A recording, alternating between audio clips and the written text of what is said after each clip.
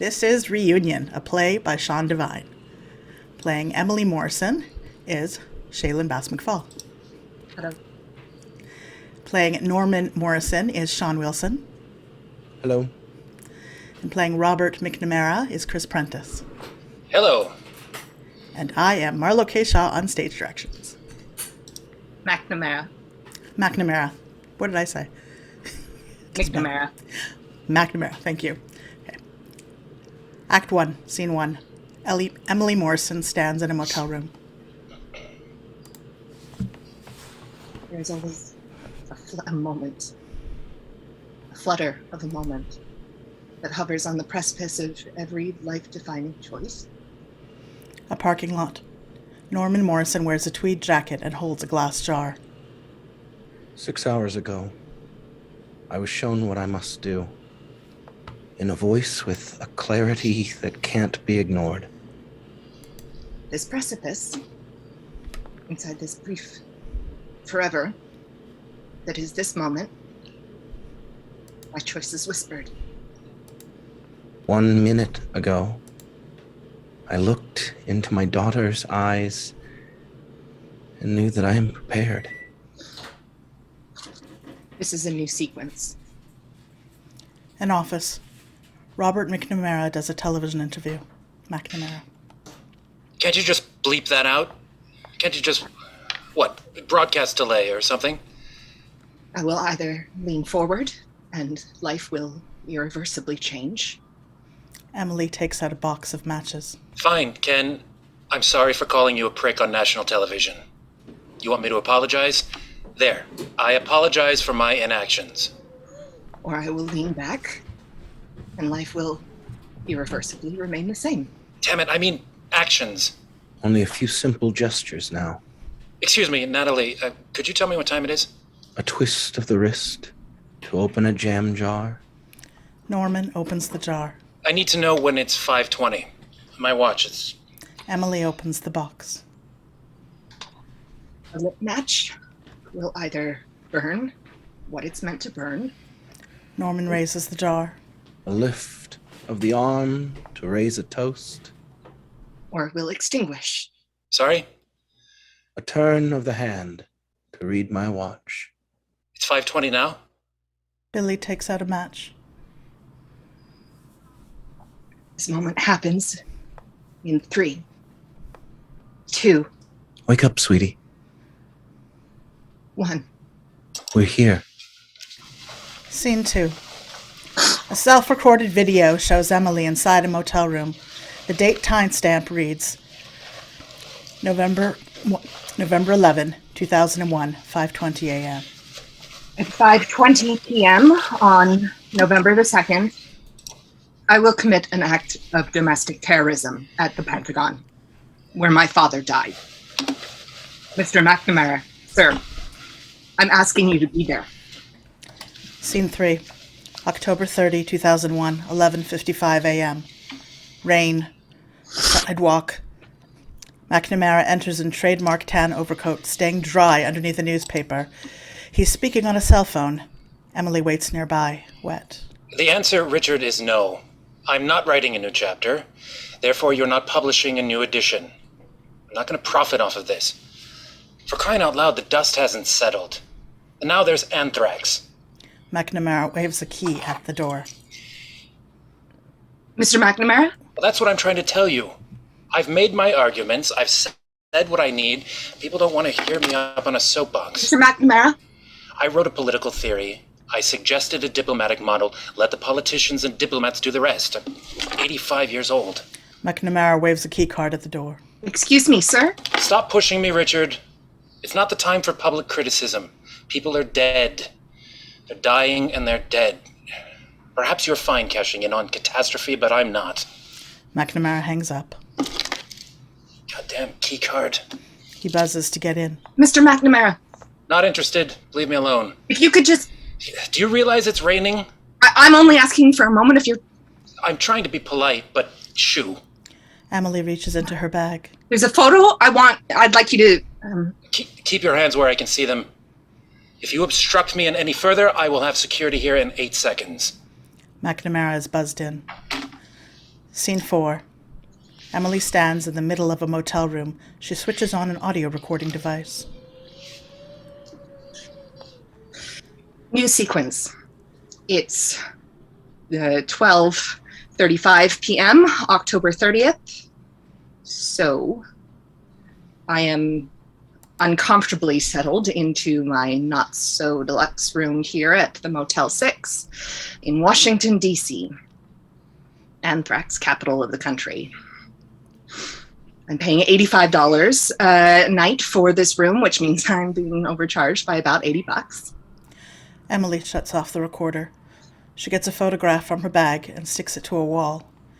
It is a photo of Norman Morrison. She turns on a video camera already set up. Hello, Mr. McNamara. Seeing as how we didn't get to the point of actual introduction, I can't say it was a pleasure to make your acquaintance this morning. So let's start over. My name is Emily Morrison. Norman enters a classroom, wearing shirt sleeves. Would someone get the lights, please? The classroom goes dark, save for the light from an overhead projector. I paused because that name should mean something. Norman puts down a transparency with a word written on it, Kierkegaard. In 1843, Danish philosopher Søren Kierkegaard publishes Fear and Trembling, an essay that ignites the world like an act of intellectual arson. Norman Morrison, husband and father. Kierkegaard's time was dominated by the thinking of his philosophical rival, Hegel. Devoted Quaker, teacher, and activist. Hegel postulated that the supreme value of the universe, the loftiest human objective, the highest step to climb, was the ethical, that which is right according to all. Mr. McNamara, you looked at me today like I was some kind of irritant. You're right, I am. The ethical man, the ethical action, was the highest form of being. According to Hegel, Kierkegaard speaks of the existence of a higher step. Consider who I am. The religious, that which is right according to God. Consider who I've come from. The religious is where the individual self exists in private relationship with God beyond the ethical, which transcends all. I am the daughter of my father's fire. End sequence. Scene 5. October 30, 2001, 1:26 p.m. The foyer of McNamara's office. On a security camera monitor, McNamara watches Emily standing outside the building. Oh, for crying out loud. He pushes an intercom button. State your business. Hello? Didn't I get rid of you already? How long are you planning to stand out there? Is there a button or something? I said, how long are you planning? Hello? Please stop saying hello. I'm trying to ask you a question. Emily spots the camera and looks into it. How long are you planning on staying? Is Robert McNamara? Yes. Did you get my video? What video? I sent over a package. Oh, that was you. I had Peg destroy it because of the anthrax. Oh. Who's Peg? My secretary. Her name's Peggy. I prefer Peg. State your business, please. Emily holds up the photo of Norman to the camera. McNamara looks at the photo. Pause. 7th floor, first door on the left. McNamara buzzes her in. He waits. Emily enters the office foyer holding the photo. Thanks. It's getting pretty wet out there. Who are you with? Sorry? You're a reporter. Who are you with? I'm not a reporter. A writer, then? You're writing a book. About him. I'm not writing a book. I won't talk to you if you are. I won't talk about that. I'm not writing a book. That photograph. The Quaker protester who died in the fire. Norman Morrison. Do you know who he was? Do you know what he did? I should hope so. I'm his daughter. No, you're not. My name is Emily Morrison. Hold a second. No, that was 1965. 35 years ago. Wasn't a year old yet. Not expecting you to recognize me. Fine. You're taller now. What do you want? Just a minute of your time. Did you make an appointment? An appointment? Did you make one? No, I did not. Most people make appointments. You're right. I can't presume to just show up and get in a meeting. That's correct. Yes, this must be quite unsettling. Hold on a sec. You have not unsettled me. You show up in the middle of a busy day, unannounced, in complete disregard of the appointment process, waving photos. You look like a sidewalk charity case. It's an invasion of privacy, and it's extremely inconsiderate. Sir, I believe I merit a few I minutes. decide who merits my time, and I don't like being called. Peg, would you answer the goddamn phone? If it's what's his name, tell him he's late and put him on hold. And what's my day like till tomorrow? Forget it. Why do I even bother? I've got a plane to catch for Chicago. If you insist on meeting, I can meet you here tomorrow at 7:15. 7:15. Of course. But I don't want to interfere with your dinner plans or 7:15 in the morning. So that would be AM. Okay. Thank you. No disrespect, but don't thank me. Our meeting will not be pleasant. I'm sorry. You were an infant when your father did that horribly selfish thing, so you don't remember it, but I do. I am displeased to be reacquainted with the memory of Norman Morrison, and since I do not know your motives, I am automatically suspicious of them. You will therefore be meeting with a displeased and suspicious Robert McNamara. This city is full of carcasses who can attest just how unfun that is. Good day. Scene 6. A DC Metro car in transit. Emily rides in silence, lost in thought, clinging to a Stratofanger. She speaks into the audio recorder. New sequence. It's about a 1:45, still the 30th. Current location is below personal sea level. In the careful what you wish for, you just might get it category, I have secured a meeting with Robert McNamara. I think I may have gotten in over my head. The lights flicker. A loud electronic screech erupts from the PA. Repeat. What I said was, I think I may be over my head. Another screech. At least someone's listening. The lights flicker. Pause. Become very attuned to hearing the words Norman Morrison spoken both in harmony and with discord. But there are moments when the notes produce echoes. Another screech. Another flicker. The classroom Norman is teaching.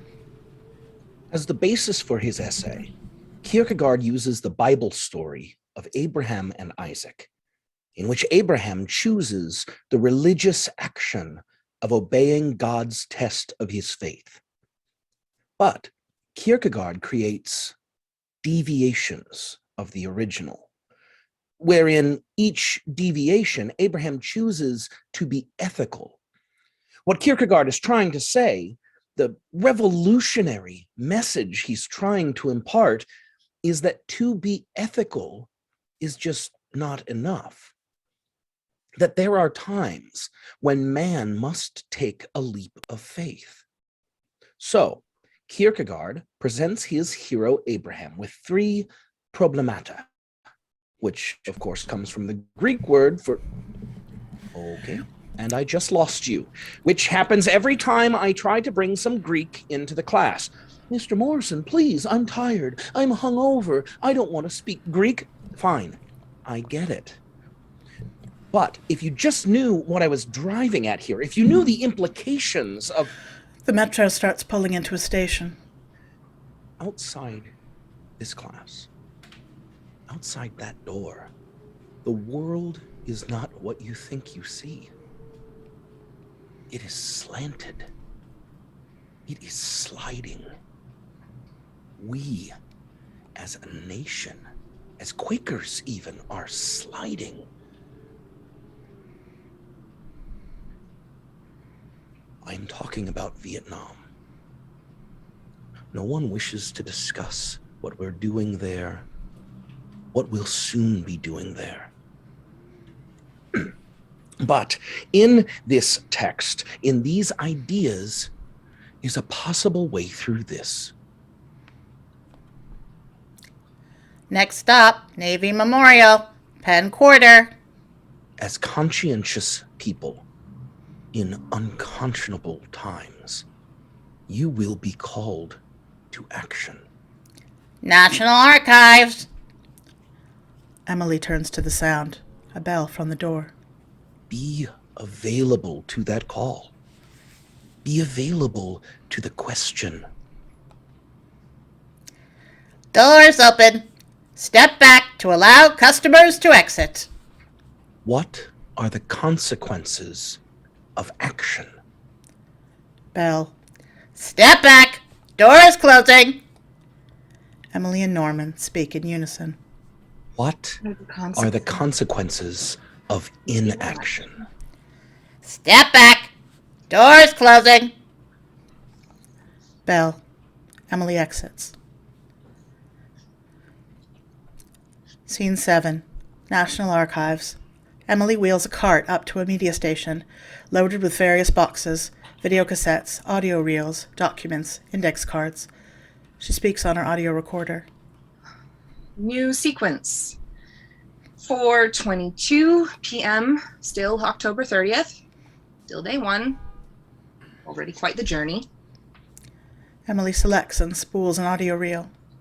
So, after a brief encounter with my adversary, I'm now at National Archives, researching how best to identify faults in steel walls. As a famed warrior once said, if I know myself and do not know my foe, I will win one battle, then lose one. But if I know myself and my foe, I will fight 100 battles without peril. She plays the tape.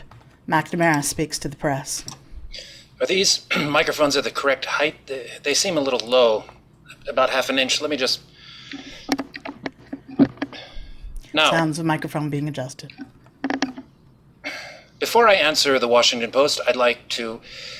Fine. Take the photo. But quick, we're on a schedule. Camera flash. I want to thank President Kennedy for this kind work. Notes on First Pentagon Press Conference, 1961. Index card 475. Emily rewinds and replays. Cameras flash. I want to thank President Kennedy for his kind words and for being here so early, my first morning as Secretary of Defense.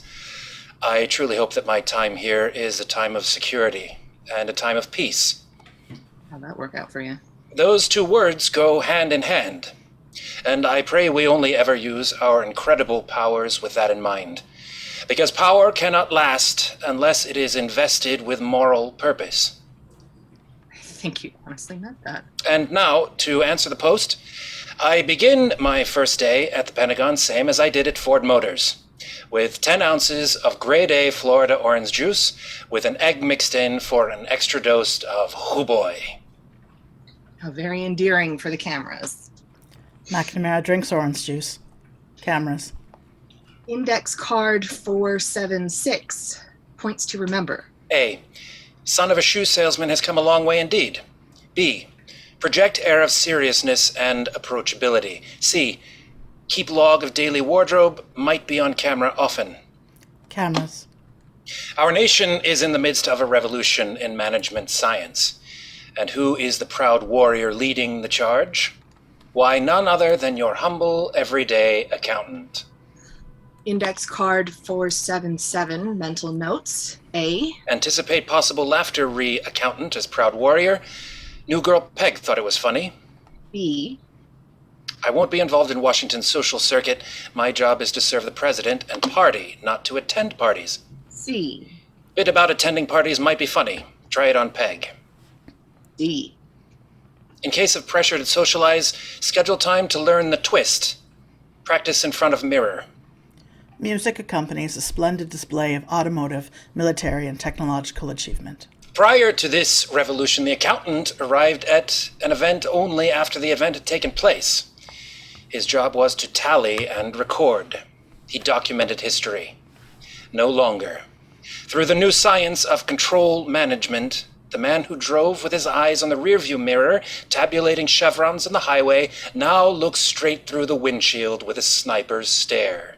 We now have within our grasp the ability to spot, predict, even create patterns. Rather than document history, we will determine and manage the outcome of history.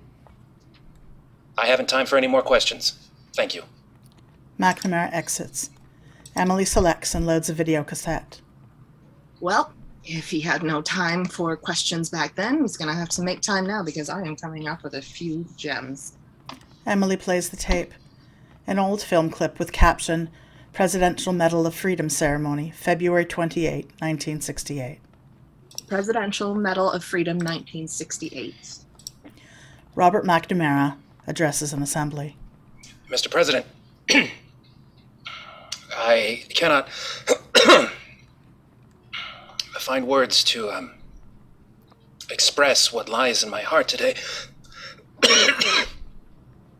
And I think I'd better respond on another occasion. Emily freezes the film, still recording. 23 words. The country at attention, the medal laid out in its coffin with tens of thousands of dead. You managed and you got out 23 words? So caught in your own guilt, you choke. Emily replays the clip. Mr. President, I cannot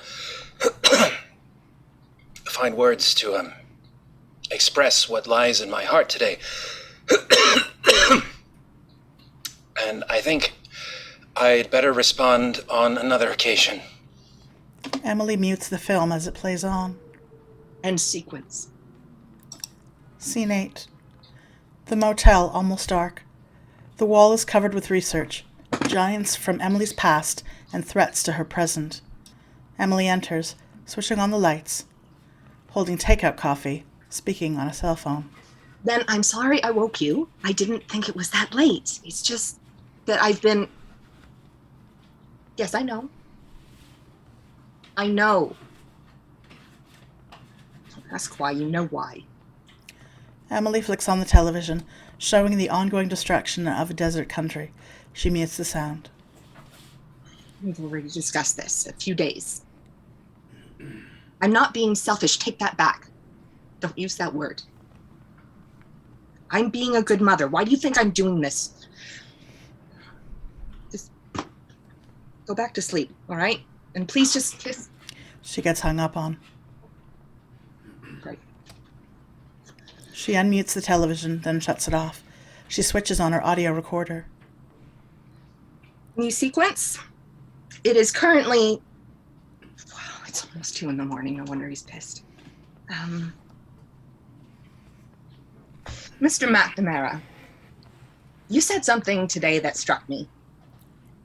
Actually, you struck me twice in one sentence. It was a very efficient volley. The first strike, that what my father did was horribly selfish. I'll get to in a moment. The second, which perhaps you thought was innocuous. Norman in his classroom. The book of Genesis, chapter 22. And it came to pass that God did test Abraham, saying unto him, Abraham, behold. He said, I don't remember it. The horribly selfish act. Take now thy son, thine only son, Isaac. You said, I don't remember. You're not the first. And get thee to the land of Moriah. She's too young. She's traumatized. Memory doesn't start that early. Sacrifice him there as a burnt offering upon one of the mountains which I will tell thee of. Emily is no longer recording. But there is a picture of that day has been spliced together. You haven't accounted for the thousands of pages dedicated to 1 minute of our history. You haven't accounted for the imprint at the cellular level from having actually seen, heard, smelled it. my father struck a match. And round campfires of the world, people sat and pondered a single selfless act. And so, with knife, wood, fire, and child, Abraham, the father of faith, abandons all ethical concern and rides off in the quiet of the morning on a terrible journey at God's command, on a path that leads to a murder. Darkness. Headlights. Engine. A car door opens. Emily sits in the passenger seat. A new sequence begins with the sound of a car door.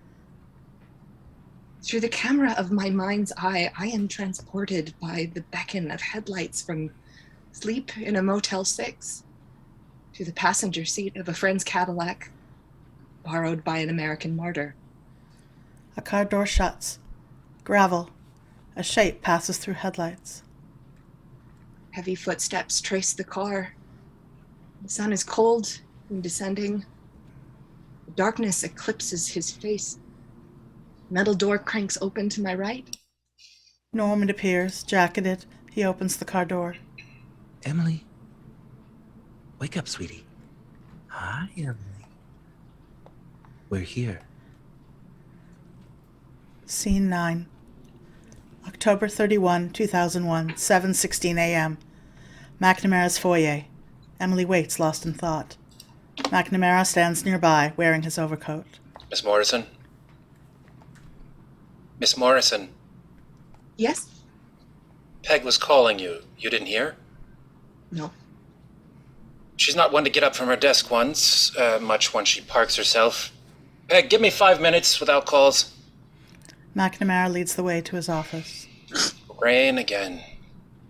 Did you have breakfast? I'm fine. I can get muffins, sit up. I'm not much of a breakfast person. I run on a glass of orange juice with an egg mixed in.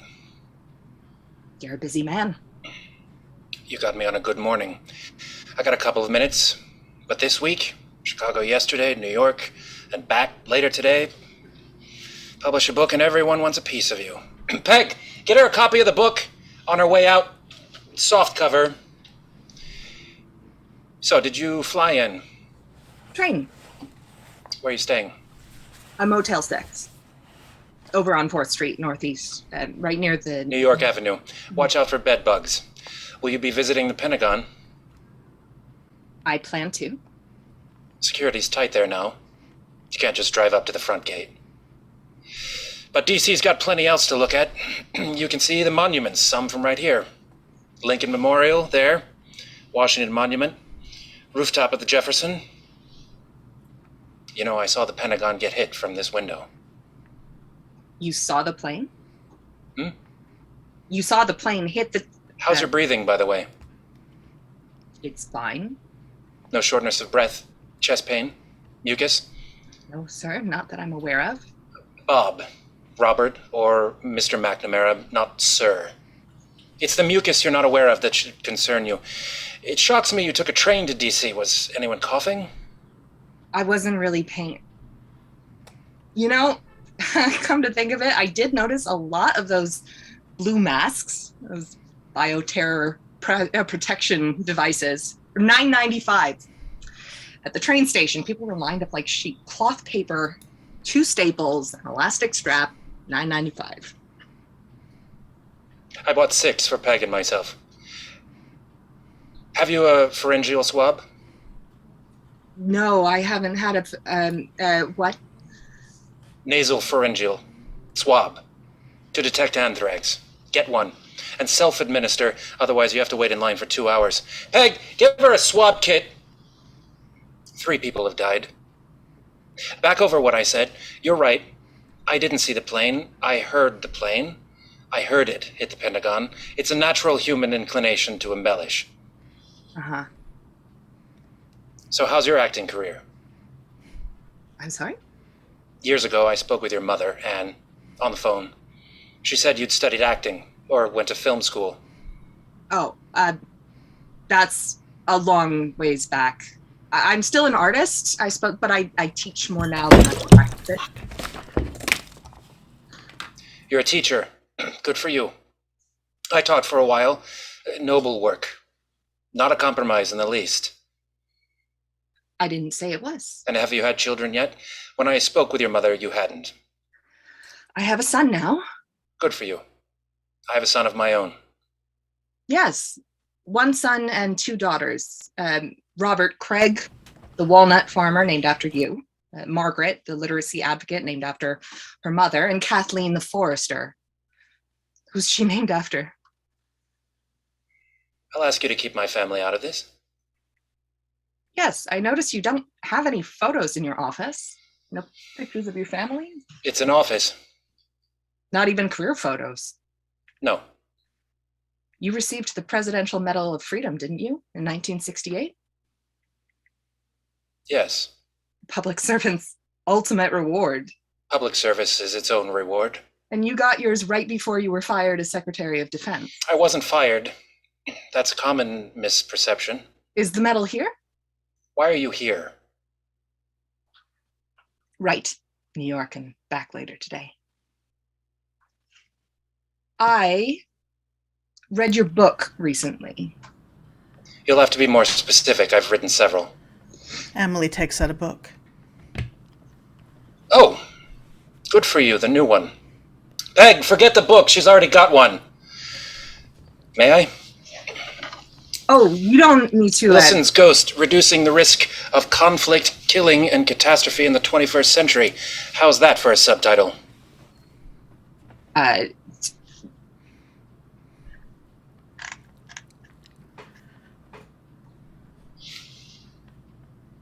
McNamara gets a pen.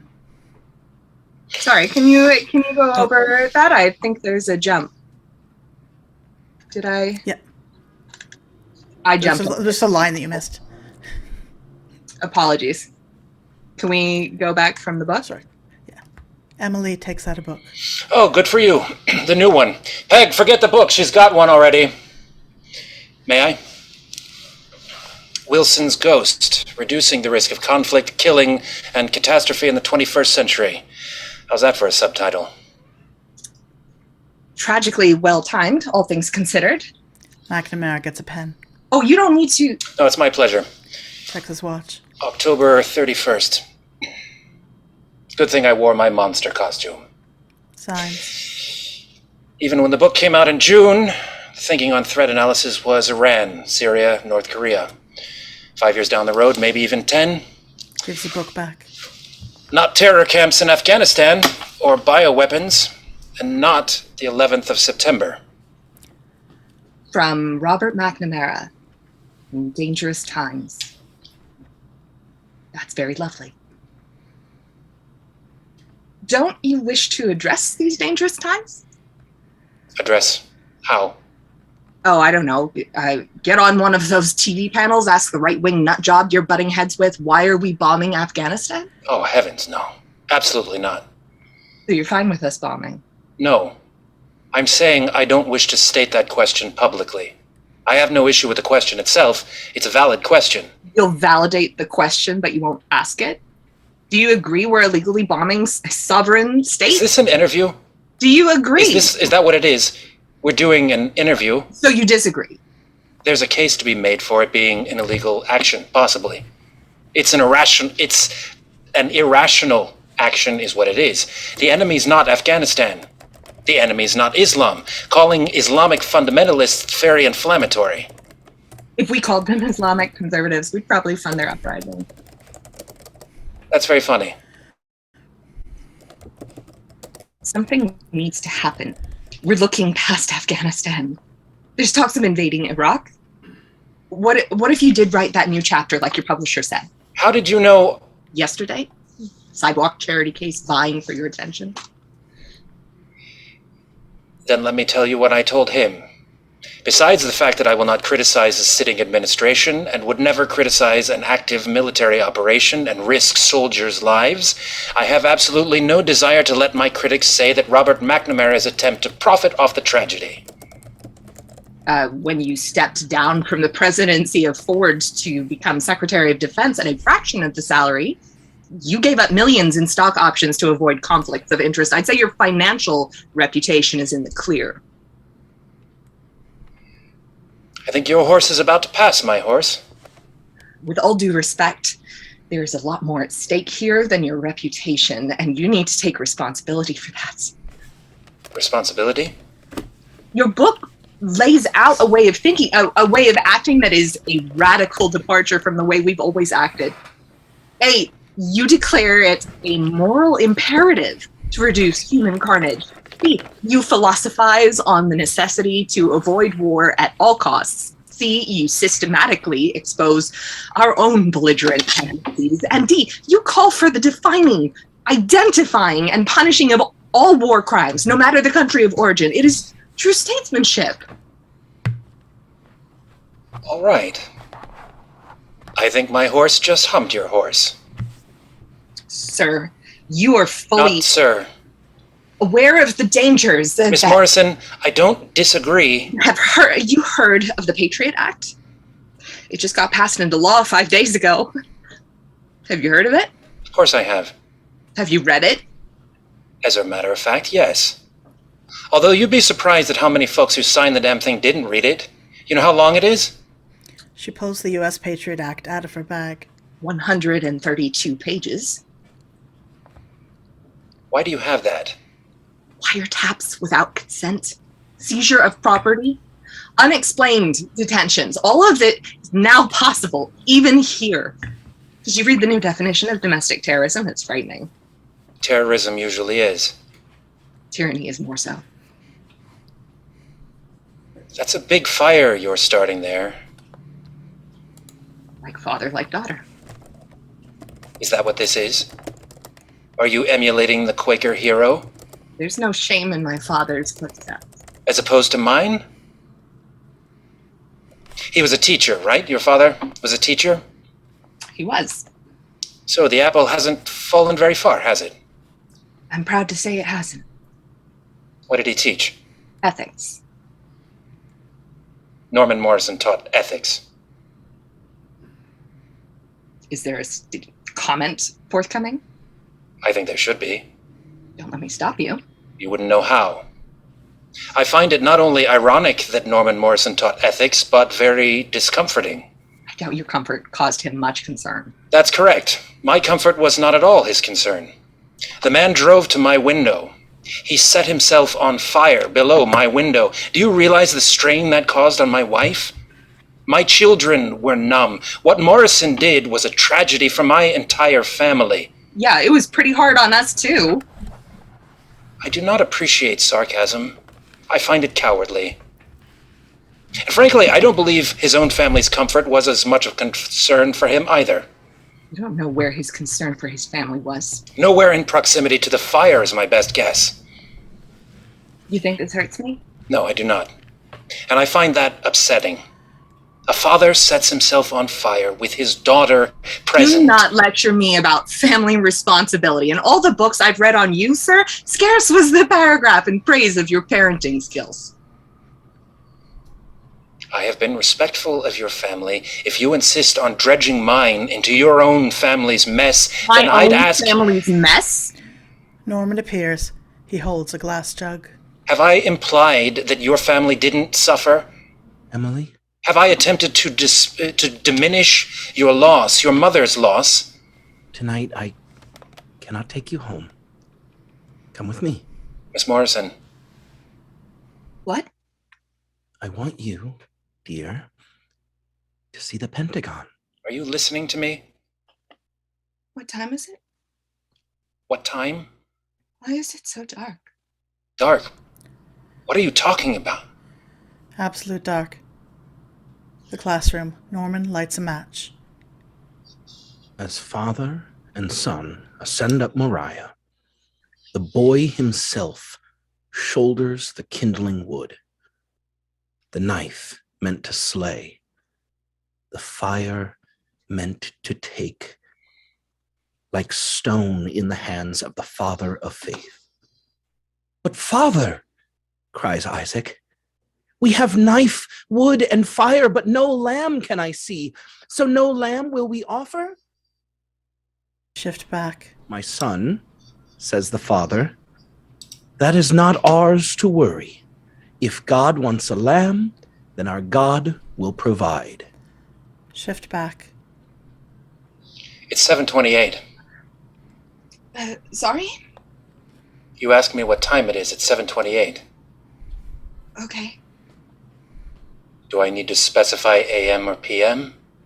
I'm fine. It's just a dizzy spell. Or it could be anthrax. It's not anthrax. You skip breakfast. I said I'm fine. If you're going to be rude, I'm not being... are you all right? I may have been a little hard there. Sir, if you could just... Just, please, not sir. On the rare occasion I pass a mirror, I'm reminded of my 85 years. When people call me sir, it erodes the delusion. Mr. McNamara, my father gave me up. He gave up his children. He gave up his wife. He went to your window because in you, he saw the only person he had left to stop a war. I'm here as a mother because I need your help. I need to go to the Pentagon. Pause.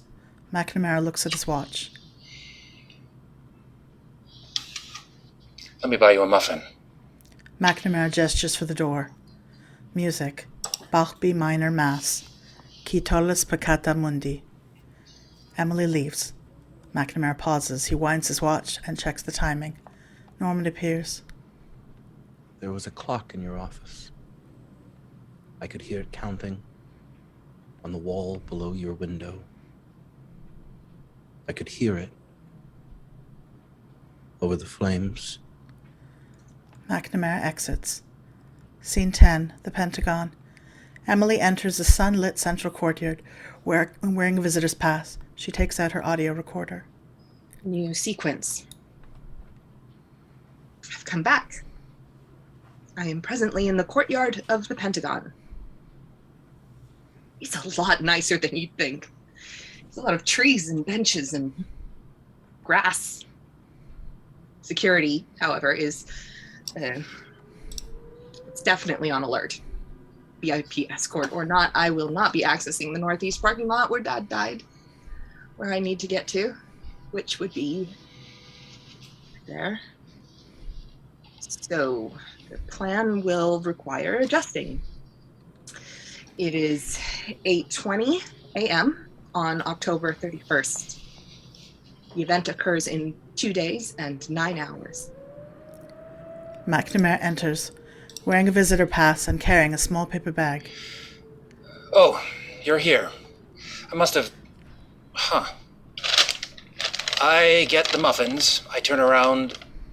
You're on the complete... Terrorists or not, you'd think I'd be let in without a visitor pass. I ran the goddamn place. Best muffins in D.C. Sold right here. That there muffin vendor's making a pretty penny, anthrax or no anthrax. You should see the hot dog kiosk at lunch. Did you know that the Soviets had missiles aimed at that kiosk during the Cold War? People here thought it was funny, but I did not. I can still smell the fire. Which fire are you referring to? The airplane is said to have crashed through the southwest wall there. Said to have crashed? My father drove to a parking lot, to the spot below your window at the northeast side. Right, there. This way. No, it's... No, believe me. Do you want this muffin or not? No. Could have saved me the expense. You're the only person I have ever spoken to who was here when my father died. This is the first time I've ever returned. I don't feel like eating a muffin. I didn't see the fire. Nor did I see you, if that's what you're after. I got to my window after it all happened, but from what I read, it was over quick. He got up onto a short wall by the northeast lot. He poured the fuel. That's what got people's attention. After the fire caught, he fell forward. I was in my office briefing the Air Force. It was the shouts from the witnesses that got me to the window. Save the baby. Drop the baby. Words to that effect. Yes, those words had quite the effect. Save the baby, drop the baby. Natural human inclination to embellish. Makes great headlines. Are you challenging the witnesses? Yes, I'm challenging the contradicting witnesses. Like the one who claims I was passed to a woman begging for mercy? Or the one who insists I was thrown into a bush? Or the witness who swears he himself pried me from the Quaker's burning hands? Great headlines. All they prove is no one knows what they're talking about. Including you. Or should I trust the 1-year-old witness? My life was never at risk. Is that what you think? Why would he bring 6 diapers with him that day? Why would he bring 3 bottles of milk? Miss Morrison. Either he handed me to someone before he lit the match, or he set me down beside him. Miss Morrison. Have you ever lit a match while holding an infant? Because it is so practically impossible. You were soaked in kerosene. Exactly. I was soaked in flammable liquid. If I'd been anywhere near him when he lit the match, I'd have died. Who soaks their child in flammable... It is such a direct hit on your psyche, isn't it? Such an attack on your sense of order to imagine that what my father did here was anything other than irrational. There is nothing rational. Norman Morrison willingly suffered incomprehensible pain in order to show the pain that you yourself inflicted. When the Vietnamese suffered, when the Vietnamese children suffered, he didn't see an enemy. He saw his own people. He saw his own children suffer. I'd say he managed to avoid seeing his own children suffer. He left that burden to you. My burden is small compared to yours. Is that so? Standing here, where my father died, near all these dead, I can see all the death that you've carried. Because you're so close to your own. There's a Quaker saying that my father taught me. Let your life speak. We're about to ignite a war that will burn through everything and feed off itself. And it won't stop until something from within makes it stop. That something is going to happen here soon. You are going to witness it, and your life is going to speak. Scene 11. November 14, 1964, 11:10 a.m. Norman in his classroom, his hands stretched up in a murderous pose in the glow of the lit projector. With knife raised, Abraham looks into the eyes of his son and knows. There was no child before Isaac. There will be no child after. That he is a father at all is a miracle. And he unlocks the blade and steps into the abyss because God has commanded it so. Emily enters her motel room, turning on the lights. Then, suddenly, the angel of the Lord calls out in a huge, booming voice from the sky kind of voice, "Abraham, lay not thy hand upon the child, neither do thou anything unto him, for now I know thou art a God-fearing man." To which Abraham replies, in biblical understatement, "Okay." So, where the ethical man would have failed, the religious man, the man for whom absolute duty to God is absolute duty, reaps God's blessing. Emily gets her audio recorder. And the Lord said to Abraham, "Because thou hast done this thing, in blessing I will bless thee, and in multiplying I will multiply thy seed as the stars of the heaven, and in thy seed shall all the nations be blessed." Were we blessed? Abraham, the father of faith, takes a leap of faith. Isaac lived with his life blessed to all the nations. All my life, I've always wanted to add to the moral dimension. Give my life to something greater. Give something greater than just my life. Daughter of my father's fire, would he have let me? I believe that life is a guided drift, but sometimes it guides where I'm most afraid to go. 3 days ago, my wife delivered a baby, our third. There's Ben, Christina, and now a second daughter. Her name is Isaac. During the pregnancy, we didn't know. Anne and I didn't know if we were going to, if we'd be able to keep the. There were concerns about German measles, and it was suggested, family suggested that I asked Anne to have faith in God, that he was testing us, that this was our test. My wife said she wasn't sure if she could. She asked if my faith could be enough for us both. So I prayed, and God spoke, and I listened. And her name is Emily, and she is my test and my blessing. And she is alive and so beautiful. And she will be my angel always, no matter what. And I'm so afraid because she is my miracle. And excuse me. Norman leaves the class. Scene 12, October 31, 2001, 12:32 p.m. An airplane. McNamara takes on an airphone. The in-flight announcement repeats a looped message. New regulations prohibit passengers from loitering in the aisles, near the washrooms, or near the cockpit.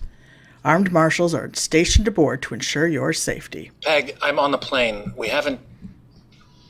I know it's late for takeoff, that's why I'm calling you. We're still on the runway. They're re-inspecting the luggage. Listen, call what's-his-name in New York and tell him... Peg, stop interrupting. I'm on an airphone. It costs a fortune. I'm trying to tell you about what Emily Morrison... Because my phone's dead and no one wants to lend me theirs to the goddamn warmonger.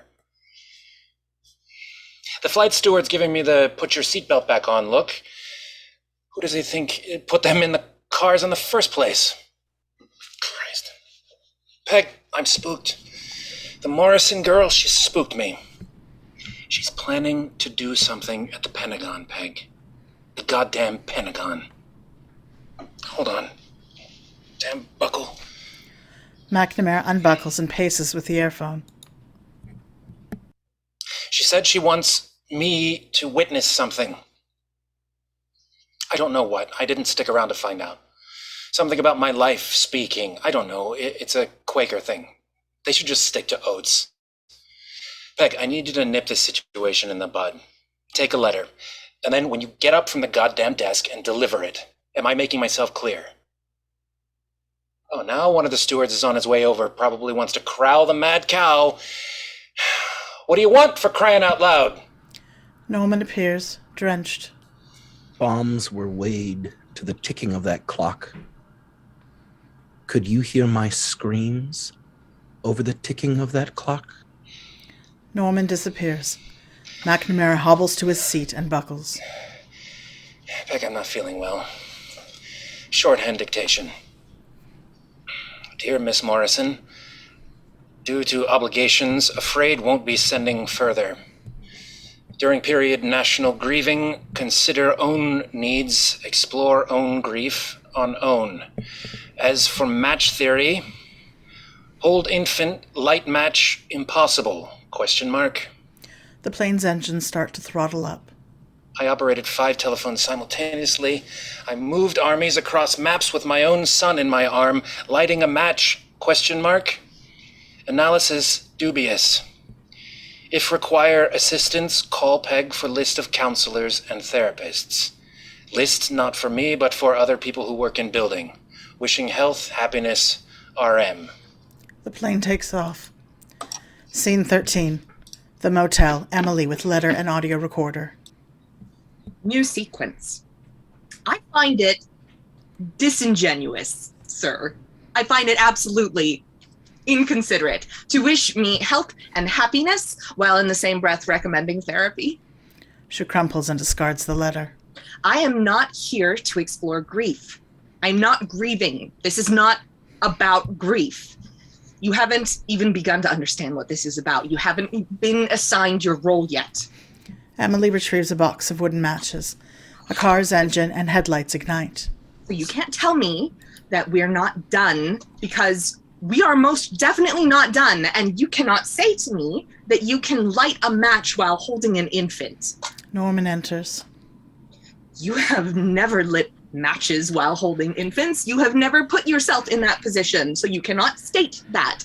You cannot state that what is possible and not possible. You have no basis to state that. You have no basis to state any of your ridiculous, arrogant, lying bullshit claims. My father was a good man. He did not bring me with him to die. A turn of the hand. Emily accidentally opens the matchbox upside down. The match is spilled to the floor. Damn. A lift of the arm. Rewind. Replay. My father was a good man, and he did not bring me with him to die. A twist of the wrist. Rewind. Replay. Was a good man, and he did not bring me with him to die. Footsteps trace the car. Rewind. Replay. He did not bring me with him to die. Metal door cranks open. Emily, wake up, sweetie. Hi, Isaac. We're here. Act 2, Scene 14. November 2, 1965, 4:45 p.m. Car headlights and idling engine. Norman stands between the headlights. He is holding a jar of kerosene. He wears his tweed jacket. He waits. In the silence of waiting, Quakers believe the spirit will speak. The answers will come. He waits. From this expectant waiting should come the light I'm seeking. He waits. It's nearly impossible to be here in silence without feeling some presence of the Creator at some point. He stops waiting. Just not at this point. Scene 15. The motel. Emily self-records on video. Beside her are medical items. The date timestamp reads November 1, 2001, 5:17 a.m. Good morning, Bob. I trust New York was fabulous and that you're back home chipper and ready to face the day. I also trust that this video will make it past Peg's to be burned because of anthrax pile. It's been 21 hours since I rejected your muffin, and getting your letter last night was a downer, I'll admit. But I took a walk, sir, and I looked around, sir, and I swear to God, I saw 100 people wearing those little blue masks. kind of nudged this lemming over the cliff, if you know what I mean. So I am now going to follow your advice with a self-administered nasal pharyngeal swab test. Emily picks up one of the medical items, reads instructions. Follow these procedures to detect exposure to anthrax. Definitely going to hurt tourism. Now, I was thinking, as over your comments about an incident you never witnessed and a man you never met, it struck me that your well-reasoned facts are based strictly on reason. Billy opens the package. My mother said to a journalist once that poets understood my father's choice better than other people. Despite your demeanor, you strike me as a man who appreciates poetry. Sidebar, during my early to mid to late 20s, I went about collecting and compiling the diverse materials, artistic and otherwise, inspired by the life and death of Norman Morrison. Wow, that is a big swab. Emily removes a nasal swab, holds it up. With the thumb of one hand, push back the nose to open channel for insertion. Okay. She does so. So I've got boxes of news articles, postcards, paintings, letters, poems, books about Vietnam, books about you. I wanted to make something with it all, but in what form? A collage, an exhibit, a documentary.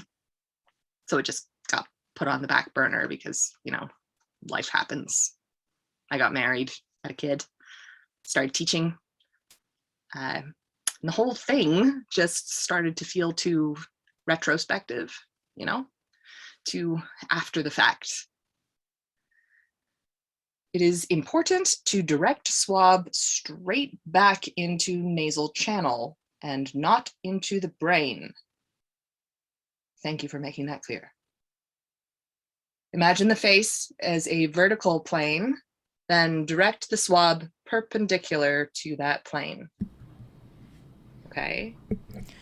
Emily makes a vertical plane with one hand. With the other, she directs the swab in at a perpendicular angle.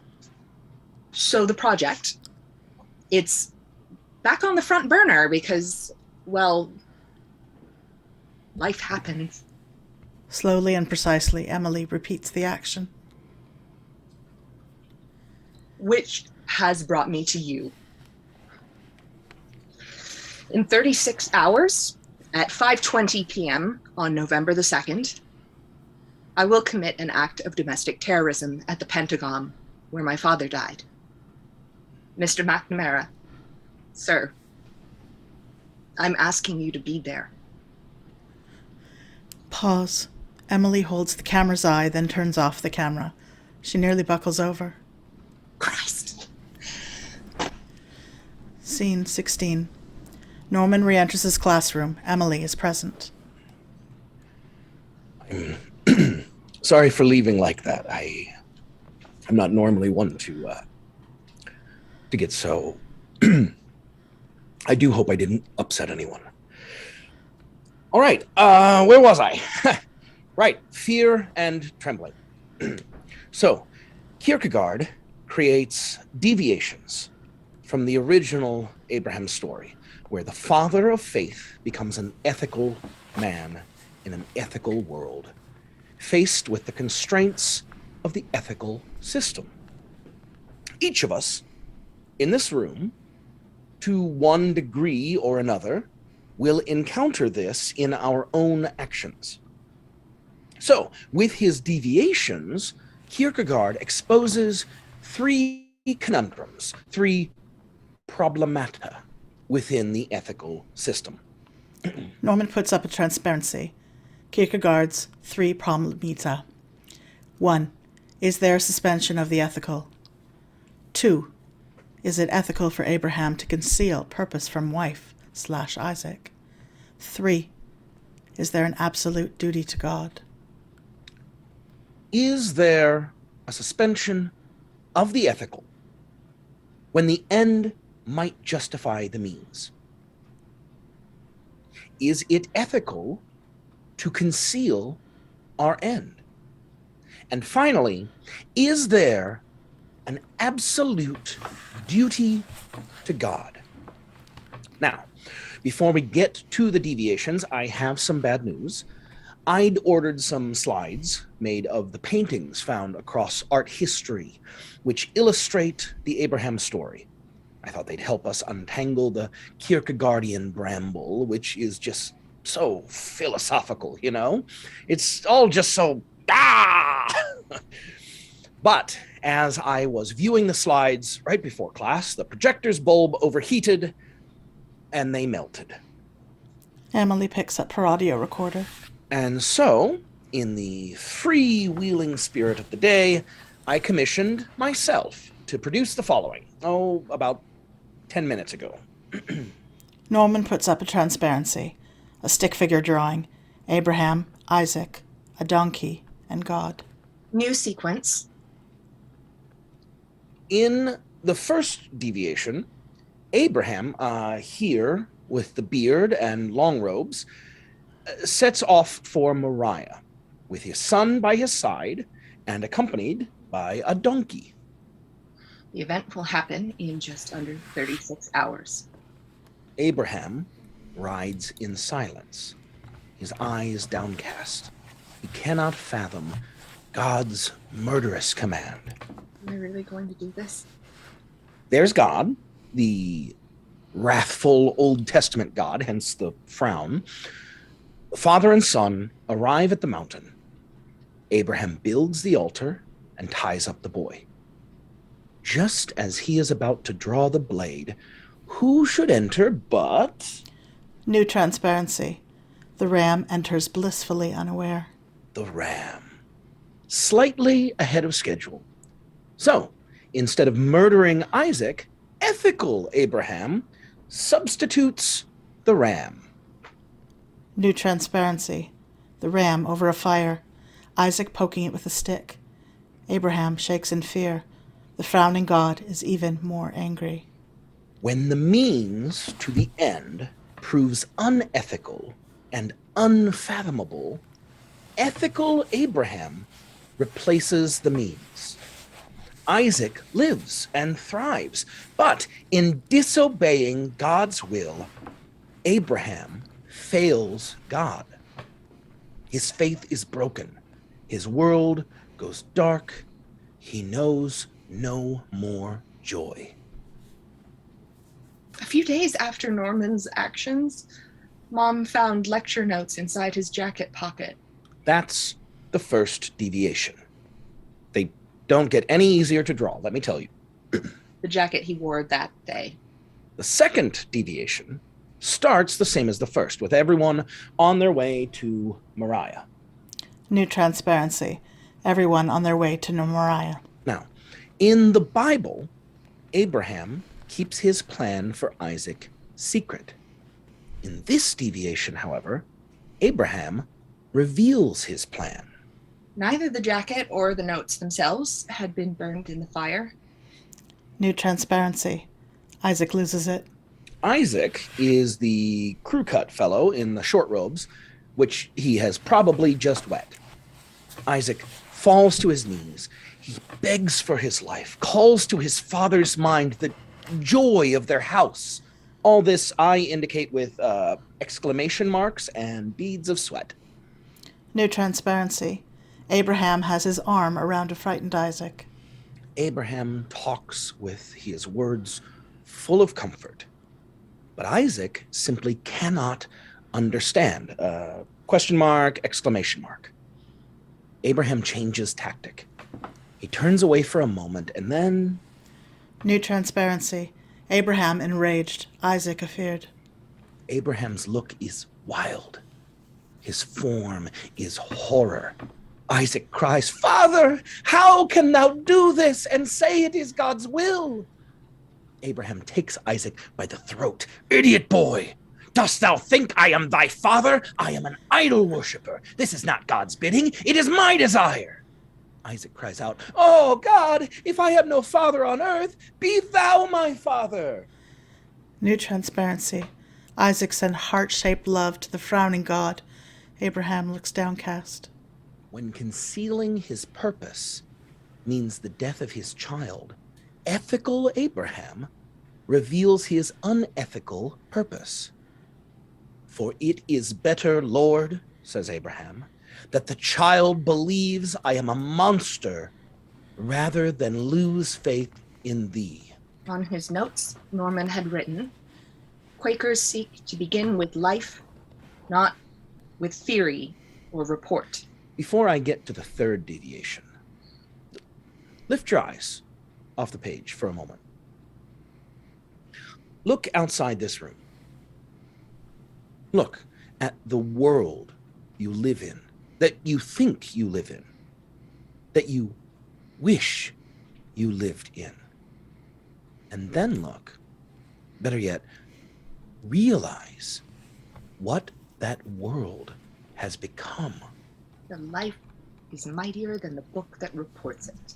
Servants, do not obey your masters with fear and trembling as the Ephesians would have you. What can individuals do? What can entire masses of people, congregations of servants do to arrest this degeneration, this devolving from happening? Norman wrote this the morning that he died, for a lecture scheduled 4 days after he died. Counterforce strategy, escalation ladders, acceptable kill ratios. Which begs the question.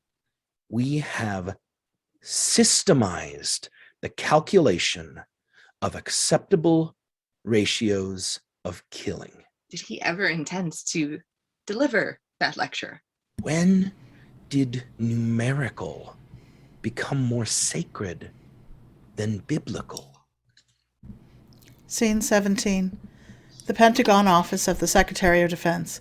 McNamara presides over an Air Force briefing. He stands in front of a chart that reads, Agenda, November 2, 1965. Item 1, Systems Analysis, Re-Precision Bombing. A, Policy Objectives.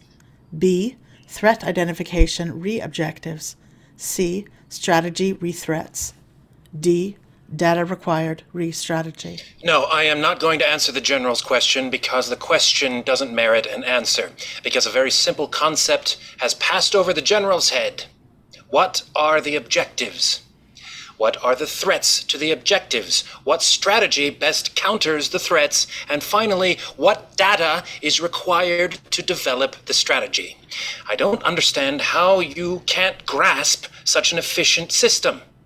I don't understand how there can even be an argument about this. All of you, you think you know what I know. I know you think you know what I know, but you don't know what I know. Very few do. Let me tell you how I work. All problems can be solved in the following manner. A, examine the facts. B, consider the available options. C, apply the logical decision. Here's what's wrong with your question, General. A, you didn't examine the facts with your question. You're working on presumption. And even if you did examine the facts, you can't grasp them. That's not an insult, it's just another fact. B, your chosen option, which is to challenge my position, is not an available option because you're wrong to begin. And C, based on your errors in A and B, there's nothing logical about your position or your question. So let's straighten that out. Do you sense hesitation from me? Do I stutter? Do I interrupt my comments with a here or an there? No, I am utterly convinced that precision bombing will help win this war. So presuming that victory is in our mutual interest, I will proceed to item 1A. Next slide. A jet stream of data sifts through the air. McNamara dances the twist. Mental note between slides, do not fall prey to the pratfalls of lesser minds. My computer machines and cost performance analyses are legend. I made 629 major decisions this month alone. Tangent, My own wife, Margie herself, can't grasp efficiency. When she opens a piece of junk mail, she removes contents from envelope, then replaces contents of envelope before throwing in trash. It's wasted motion. Air Force simply can't grasp efficiency. Ask why I need X number of beds in an Air Force hospital and why 98% of X is unacceptable, and I'll show you because numbers don't lie. Data does not lie. The numbers are there. They're right there. The numbers are right. They're right, Peg. Christ. The numbers are right. They're right there. Shift. November 1, 2001, 8:34 a.m., McNamara's office. Peg. On his television, Emily has paused in her video. Peg. Did you watch this? Christ. This is evidence. Write this down. It's got the date and time. The numbers are right there. 5:20 a.m. on November the 1st, Emily Morrison makes what appears to... She gets up early. I'll give her credit for that. He resumes the video. With the nasal channel open, guide the swab until it touches the back of the nasal pharynx. He Crying pauses out video. loud. All I did was suggest she get a swab test. She goes out and makes an art video? He resumes the video. So, my project. I have some questions for you. Oh, you do you? They're simple questions, but it's important that you answer them honestly. The correct answer is always simplest. Here are my questions. I don't have time for this. Have you ever flown and looked down at the earth with calculated pity? What? Have you ever climbed to the top of a mountain and not been able to come down? What is this? Perched atop a precipice of your own design. These aren't questions. How often did you grace the cover of Time Twice. magazine, while at home your face drew much more sadness? Okay, let's see if I have anthrax. On video, Emily pushes up the tip of her nose and inserts the swab. This is a joke, right? Is this a joke? She's not... Why are you showing me this? It's in. It really makes your eyes water. There's a 6-inch Q-tip up your nose. Rotate slowly and remove. The motel. Emily removes the swab. McNamara continues to watch Emily on his television. Place the swab inside the sterile wrapper. Label the wrapper with your name and a unique identifier. Okay. My name is Emily Morrison. I'm 36. My temporary residence is this Motel 6 in DC. Married with child. A unique identifier. Norman appears in the motel. Emily sees him, turning away from the lens. Well? What's so goddamn unique about you? Well? For crying out loud, what are you looking at? I'm the daughter of Norman Morrison. Good for you. You chose to bring me to the place of your dying. You lit a flame. I became a symbol. For crying out loud. But at the moment the fire was lit, was it your intention that I... Norman stays her question with a hand, then beckons her to follow, leading her off. McNamara continues to watch Emily on video, whose gaze turns back to him. Well?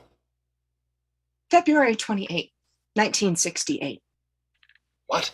The Presidential Medal of Freedom. After receiving your medal, you said, I think I'd better respond on another occasion. How do you know? This is that occasion. There were lies in your heart. Peg! Did you lie because... The video skips and stutters. Ha! Look at that. Completely amateur. Norman appears on stage. McNamara sees him. That clock was ticking as I burned beneath your window. That clock is ticking now. Peg! Peg! What's going on? The video skips and stutters back to Emily. Lie because the truth was less efficient?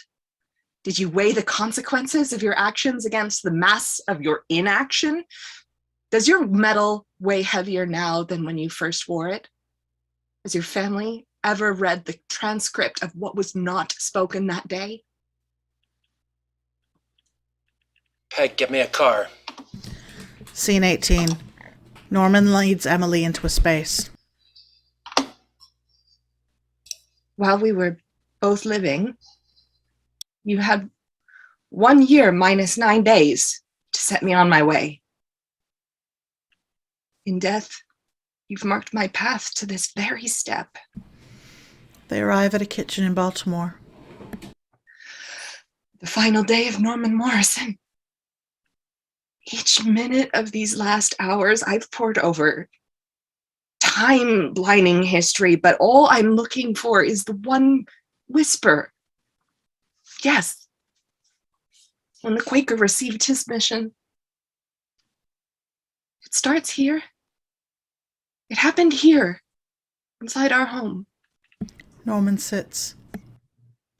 It's noon. I'm on the kitchen floor as I play with a wooden spoon.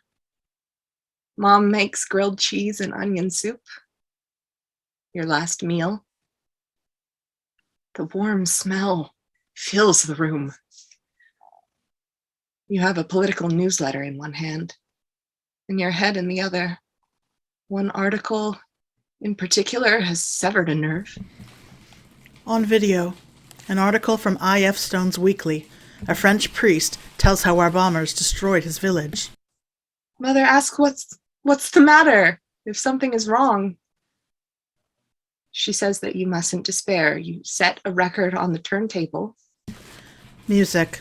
Bach's B minor Mass. Crucifixus. What can I do that I haven't already done? You sit in a cloud of Bach as the troubles of the world shift from a kitchen in Baltimore to a village in Vietnam. You read the article out loud, taking on the French priest's pain, nearly insane with grief. You recount how his church was destroyed. A civil war is taking place in the French priest's village. Communist soldiers from the north, American puppets from the south. Your thoughts have already placed you inside the Cadillac, which took you to war secretary who made you into something that you're not. The Pentagon. McNamara stands in front of a large chart that reads, Agenda, November 2, 1965. Item 2. Seek definite opinion, re conventional bombing.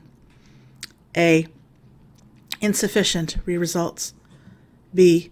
Inefficient, re purpose. C. Inhumane, re civilians. That, General, is what I think of Agenda Item 2A. All right, it's 5:15. I suggest we postpone reviewing the General's target data until he produces data worthy of being called data. Which brings us to Item 2B. When the battle is over, the soldiers leave, taking with them the men of fighting age. So, the Air Force thinks I don't support bombing. Where you lack my support, gentlemen, is bombing without the right purpose. Let's see the photos from last week. Left behind are the women, children, the old, and the wounded. Next slide, a detailed map of South Vietnam. This is from an F-105 bombing run last week. The target area is inside the Dong Zoe district. We're encountering heavy resistance in between war zones C and D. Next slide, a high-altitude aerial recon photograph depicting a forested target area. Here's the area. Under this forestation is a settlement of 10 or so villages. The Viet Cong use the roads here and here and here to infiltrate supplies. Next slide, a mid-altitude recon photo identifying targets. That's when we hear the American bombers. Even closer in. Enemy convoy along Route L-37. That's infiltration, right there. Next slide, a low-altitude detail of a destroyed target. The first bomb fell on my church. Here's a cluster of targets in one of the villages. The priest runs for shelter to the presbytery. Our data suggests that this large structure was a weapons depot masquerading as a church.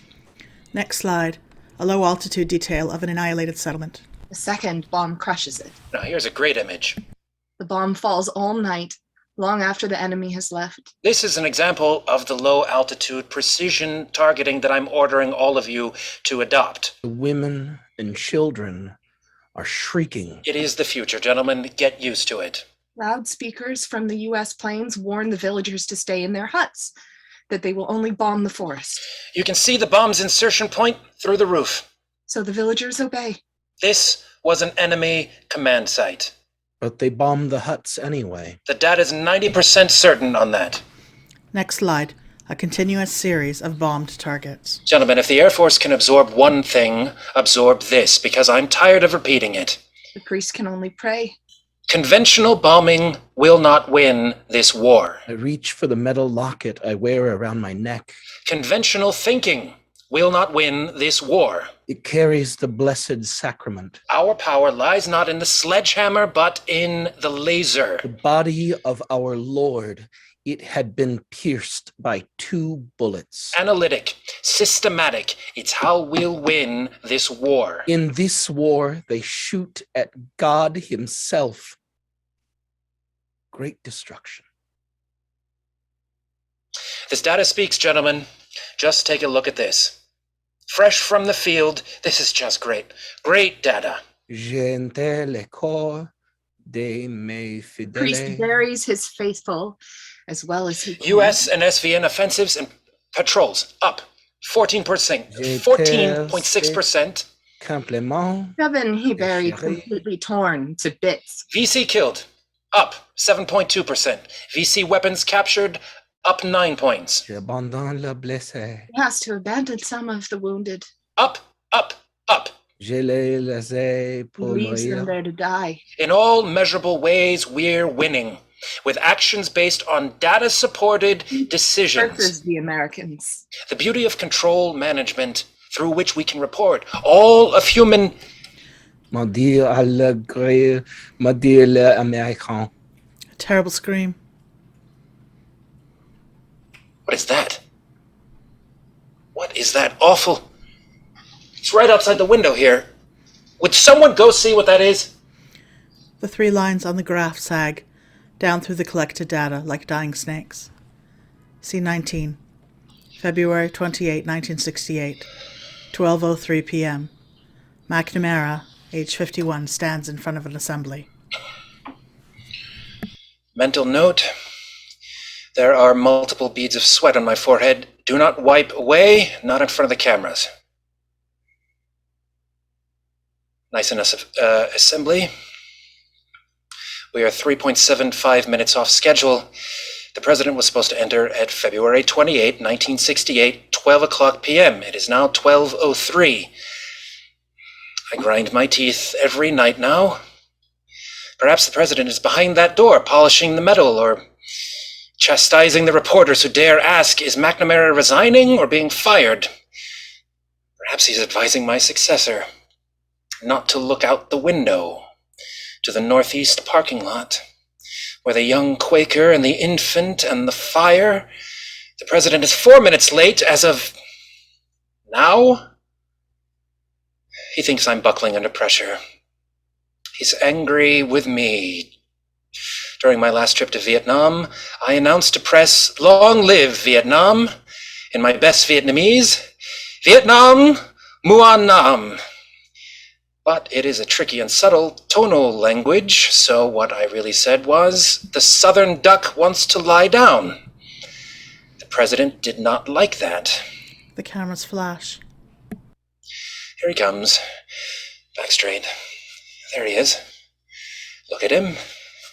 Strutting in with my successor, cock of the walk. Has my successor seen the data? Has he seen the numbers? Dead man walking. Has he seen that even though we're out killing the enemy 10-1, we are outnumbered by the enemy 10-1? And therein lies the problem. The enemy's numbers know no limit. Good numbers rounded up, bad numbers rounded down, but fudge the numbers even agree. At this scale where success is built on the data being correct, and you know, ... Mr. President, can you read my lips? Read my lips, sir. You don't want this on cameras to pick this up. You are not going to win this war. I know it disturbs you to hear that, but you should not anticipate an optimistic end to... All right, I'm not listening. He's going to speak. Quiet, everyone! Quiet! The president is addressing me. The president speaks. Very efficient, sir. Very succinct. What's next? Oh, right. Me. McNamara steps forward into his light. Norman Morrison appears. He holds the medal. McNamara sees him. Why are you here, Quaker? You're not here. Leave me alone. Norman places the medal around McNamara's neck. The cameras flash. Oh, look, there it is. On my neck. You put your head down. You come up covered in honor. What's next? All right. Me. McNamara opens his mouth to speak, then covers it. Oh, damn, that hesitation cost alone 0.75 seconds. 0.00075 soldiers' lives. $1,857. Come on, Bob, say something. The cameras are rolling. Damn teeth are grinding. Smaller hesitation. 0.3 seconds. 0.6 decrease to remaining tooth enamel. McNamara holds up a finger, contains himself. To the assembly. Mr. President, I cannot... My voice cracks like that, I'll be on the film.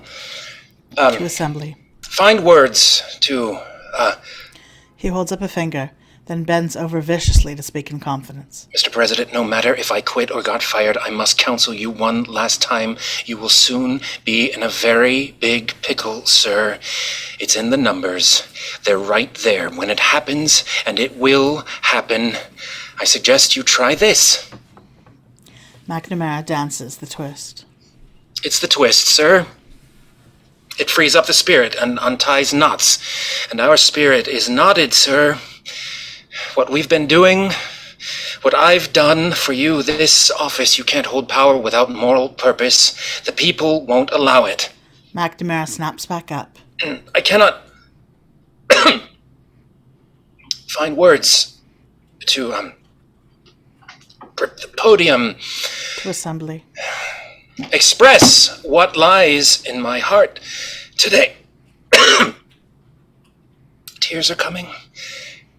And I think I'd better respond on another occasion. McNamara skitters away, awkwardly shaking hands. Exit.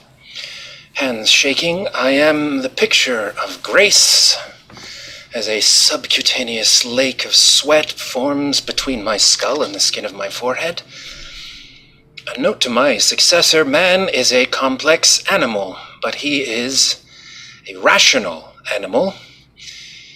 If he is, then our ideals can be achieved. If he is not, then there is little point in making any effort anywhere. All evidence suggests that man is rational, but possessing an infinite capacity for folly. He draws blueprints for utopia, but never quite gets it built. So he plugs away with the only material really ever at hand, his own part comic, part tragic, part cussed, but part glorious nature. Scene 20. The motel room. Emily self-records on video. She holds a document. The date timestamp reads November 1, 2001, 9:13 a.m.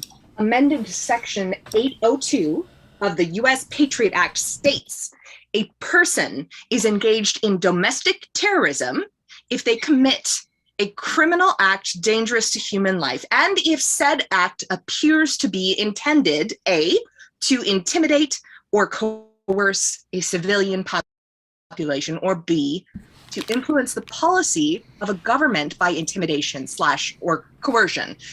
In other words, you only need to appear to intend to influence government. Emily exits the room. I am very angry with you. Could you please keep it? Don't tell me what to do. Then maybe you could come inside. Damn right I'm coming inside. McNamara enters the room with Emily after. I should sue you. I should have you... McNamara sees himself on screen. What's that? Sees the camera. Is that a camera? Is that on? Yes? You don't have permission to record me. You walked into my room. I don't need your permission. Well, you don't have it. Turn it off. Emily turns off the camera. Is it off? It's no longer... Is the damn thing off? Yes. Who the goddamn hell do you think you are? From where do you summon the gall to make that video freak show? So you watched this one. Good. I don't know what kind of film tricks you're playing, debasing your own father. Film tricks? But I will not be manipulated by some video grave robber. You think I've never seen doctored film? I have no idea what you're talking Cock shit. That's cock shit. Back off, Missy, or I will have a restraining order on you so fast. On what ground? You want to drag my children into this? You want to dig up my buried wife, make insinuations about my family? He backs away. Why are you doing this to me? Your letter was pretty clear to me that we wouldn't be seeing each other again. I asked you a question. It's been answered. What? The nonsense while you were jamming sticks up your nose? The precipice? What? The consequences? Of your inaction.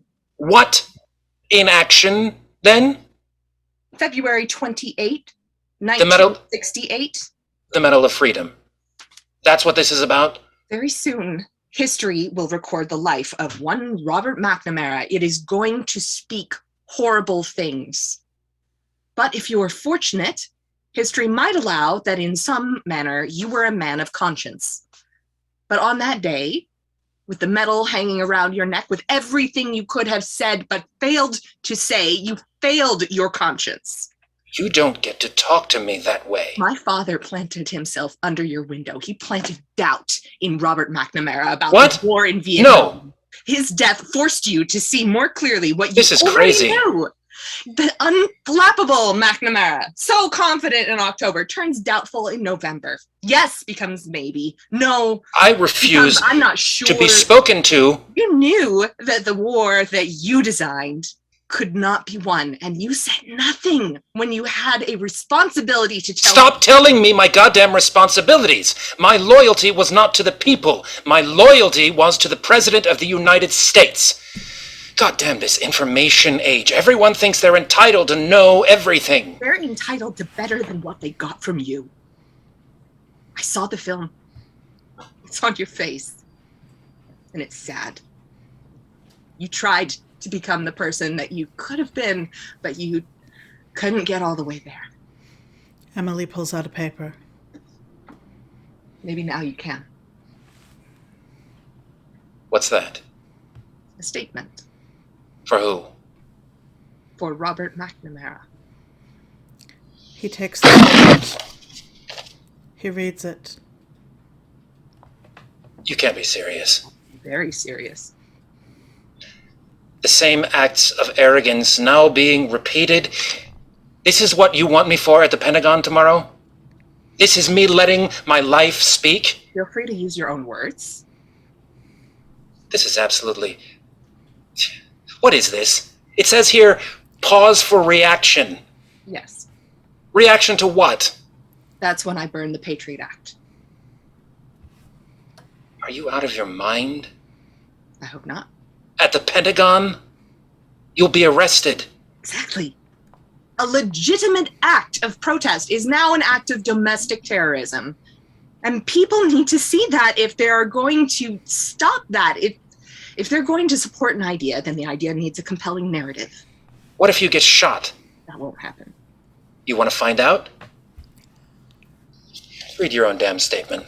Light your own fires. You're on your own. I won't be on my own. I'll have my child with me. Do not bring a child into this. My child's already here. I have one back at home. I have another one with me now. Here. You're pregnant? 10 seconds ago, I was the only one who knew. What mother does this? A mother who doesn't want her children to go to war. Fight in this? How much of a pessimist are you?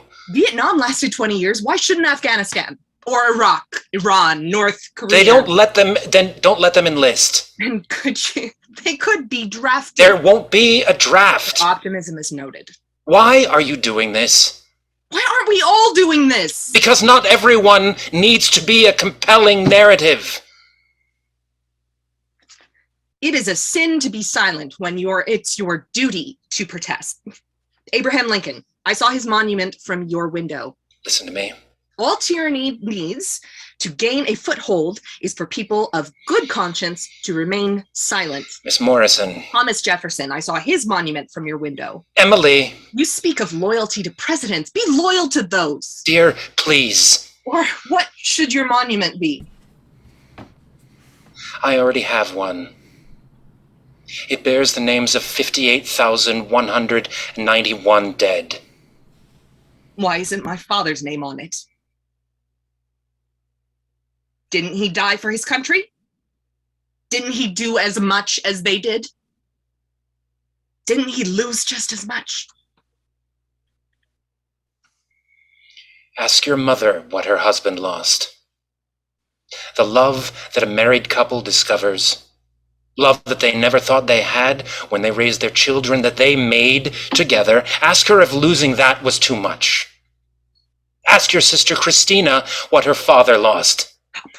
When she thought it was better to lie about what happened rather than bring the family any more shame. Ask your brother Ben what his father lost. Not being there to help him, his own son die of cancer at 16. Would Ben say his father lost too much? One match took 5 lives. Norman Morrison cared more about babies in Vietnam than he did ever getting to know his own miraculous daughter. You really are a monster. Then I'm in good company with your father. You want to take a swing at me? He didn't bring me there to die. It's admirable how you strive to protect your family, but you've misread the data. A, he stands on the wall, he's got you in his left hand and the kerosene in his right. B, hand lifts and pours the kerosene, soaking you. C, right hand gets matchbook from pocket. D, left hand holds box, right hand opens box. E, right hand removes match, you're still in his arms. You know the rest. The correct answer is the simplest answer. Be grateful you're alive. McNamara starts to leave. And one more thing. If your pilgrimage continues, whatever else I think of Norman Morrison, I don't deny the courage it took to do what he did. But here's his daughter, facing war, corruption, suffering, fearful for her children, just like your father was. And what's your sacrifice? A weekend in jail, and the scant dignity left to an old man who's been punched harder than you ever could. The apple's fallen a long way. Scene 21. November 2, 1965. 4:35 p.m. The parking lot. Headlights and idling engine. Norman sits at the wheel. They arrive where God has led them. At Moriah. The altar is set. The child sees the father's hand clutching the blade. But then the child sees the father's other hand clenched in despair. A moment of doubt which cuts through his will because his task was so unfathomable. And so he returns home with his child. Norman opens the car door. For the father of faith to find faith, first he must resign himself. The motel room. Emily enters, carrying a pillow and an empty ice bucket. She stands next to a chair, holds the pillow in her left arm, and places the bucket at her feet. The life is mightier than the book that reports it.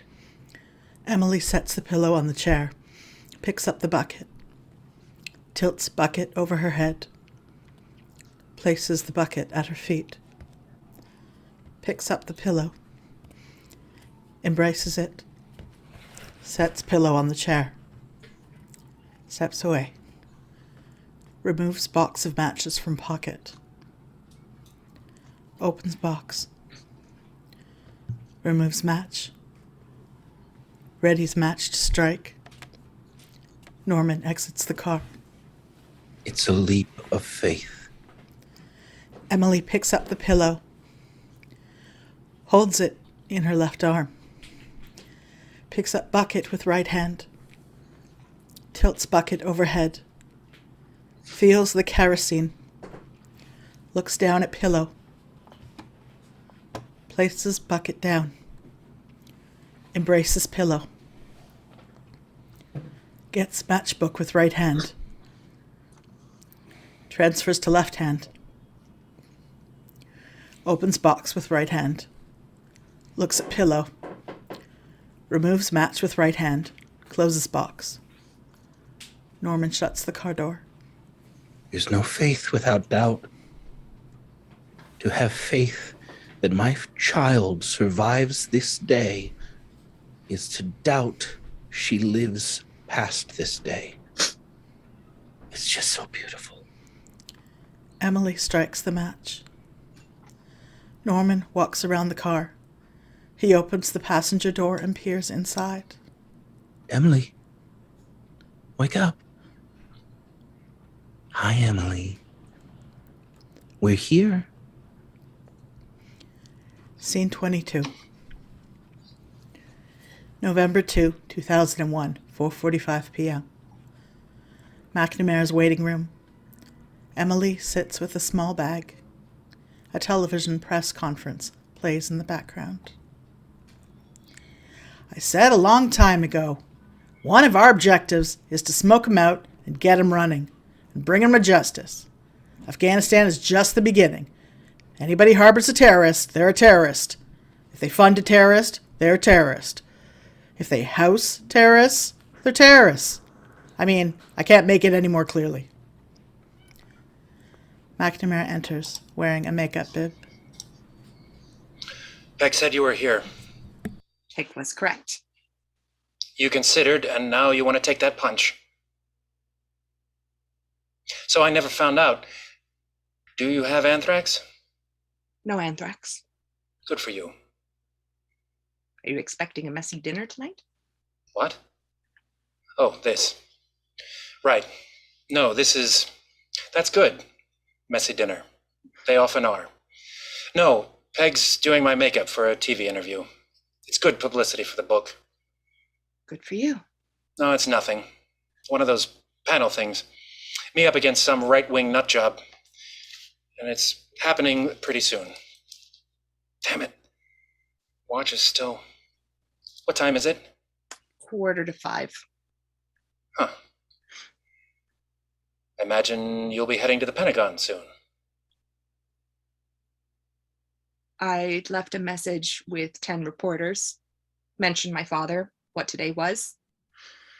Someone from the Baltimore Sun actually called me back. I told her my plan to burn the Patriot Act at the Pentagon. She asked if I'd be wearing a bulletproof vest. She called this morning to confirm my presence at a protest. I denied any knowledge of ever speaking with you. Okay. So you're expecting some media? I don't know. There wasn't anyone I left. When you left? Yes, I was already there. You already... But it still hasn't happened yet. Correct.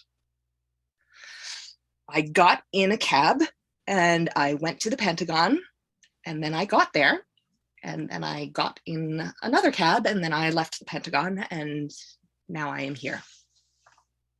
See, I expected there's some resistance, so I thought I should get there early, I thought if I took the time to explain to the corporal who I was and what my intentions, that he'd telephone the captain, who'd telephone the colonel, and eventually someone would have the sense and compassion to see that my father wasn't a monster and that neither am I, and they'd let me do what I came here to do.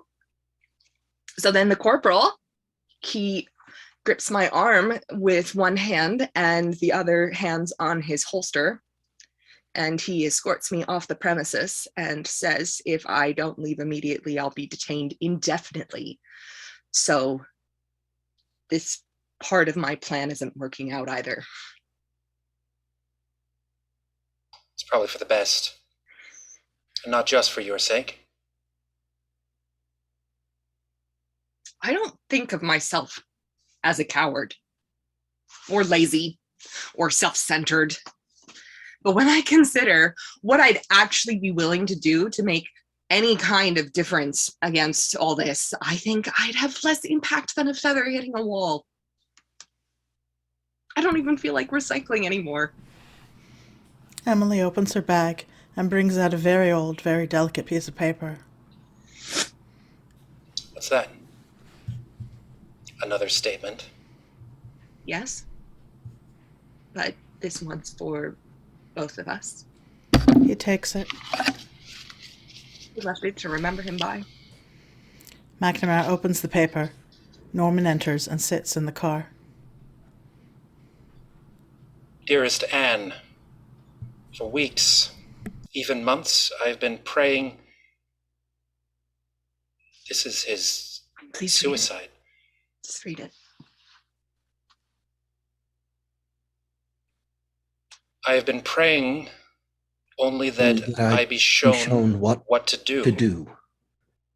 This morning, with no warning, I was shown as clearly as I was shown that Friday night in August that you would be my wife. At least I shall not plan to go without my child, as Abraham did. Know that I love thee, but must act for the children of the priest's village. Norman.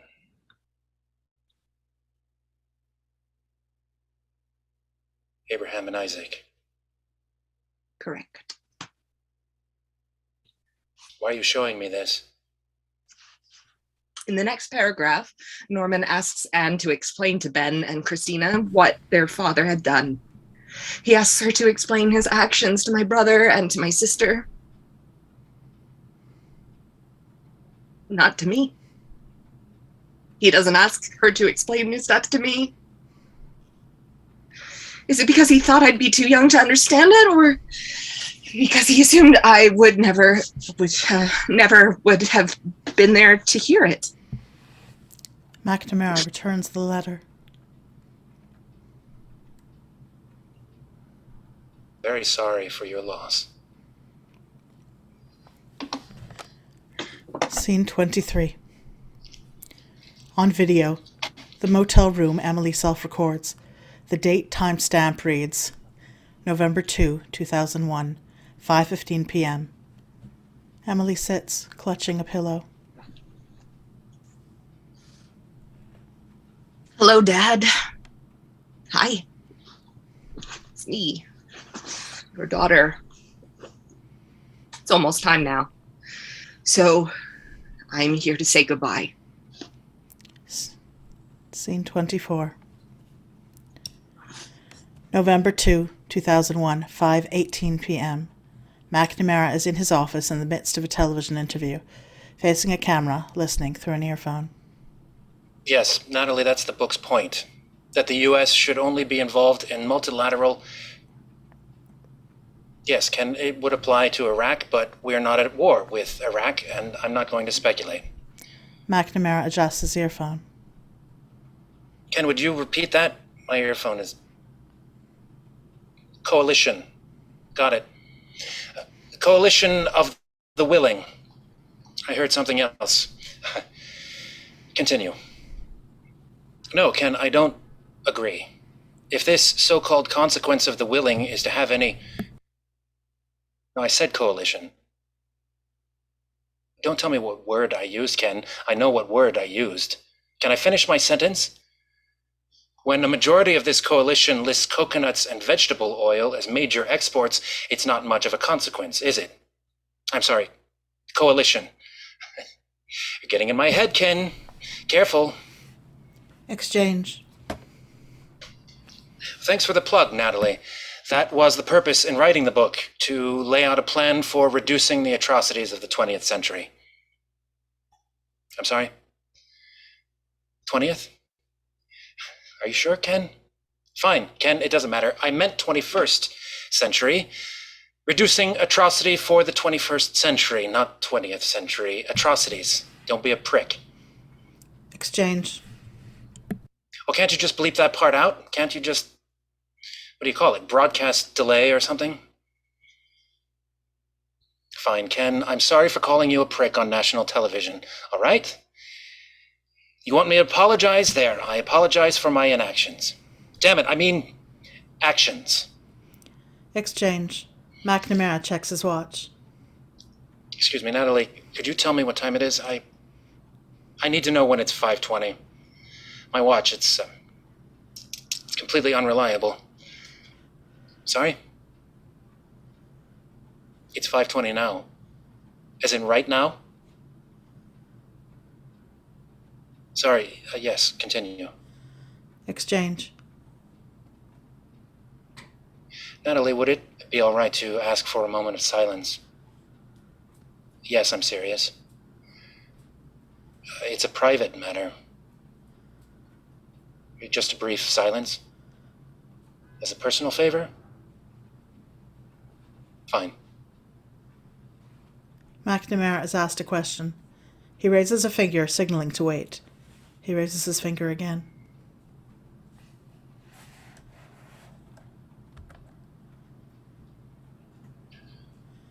What was your question? Scene 25. November 2, 1965, 5:15 p.m. The parking lot, headlights and idling engine. Norman stands in front of the car. I'm here, Lord. I'm where you guided me to. I'm ready. People are starting to look this way. No one's approached me. No one cares. On video, the motel room. November 2, 2001, 5:15 p.m. It's quarter after 5. You died 5 minutes from now. I wish I could be there. I tried, but I failed. So this is as close as we're going to get. Humanity has abandoned the lamb. They don't see. They don't see what I am prepared to lose. I brought pictures with me to the Pentagon. Pictures of you, us, our family. Wanted to show everyone we were normal, you know? Please, Emily holds up a Lord. photograph. Please, Lord. Let her know me. This was taken a few months before. That's all of us in the backyard. Mom's reliefs just to get us still long enough to pose. Let me know her. Christina's got on that rose coat. She's very proud of that. Ben's got his sour face on. We both have the same ears. Really is too bad you weren't there for that. On stage, Emily enters the parking lot. That's you pushing the stroller. You look very bookish. That's me in the stroller. Happy little girl. Emily and Norman look at each other. On video. One day, Christina said something. I remember this. Mom was explaining to this neighbor why you did what you did, how you inspired people, how you demonstrated your love for the entire human family, not just your own.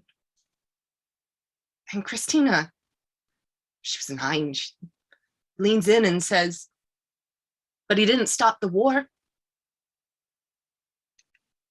And that's the truth right there. You just died. And the war went on for 10 more years.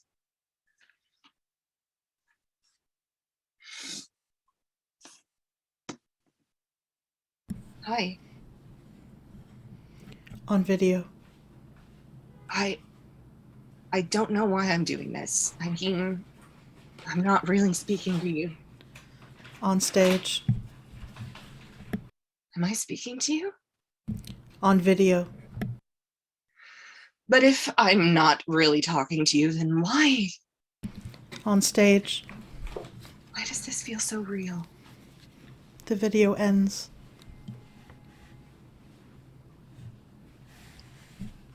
Hi. You hear me? Norman nods. I have to go soon. I know. I need to listen to some music first. Okay. Norman opens the car door. Emily gets in. Norman walks around and gets in the driver's seat. Norman puts a cassette in the car's 8-track. Bach B minor mass. Agnus Dei. You know this. Yes, you do. It's Bach. B minor mass, the Agnus Dei. The Lamb of God. They listen. We used to play this at home. But then it got packed away. They listen. Mom said you introduced her to Bach when you both lived at... Chautauqua. She speaks very highly of that place. She said that's where she fell in love with you. It's where I fell in love with her. It took her a while to catch up. They listen. Emily takes out a postcard. This postcard has a stamp with your picture on it. When you died, we got mail from everywhere. This one's from Vietnam. That's you. Norman takes the card. It's written on the back.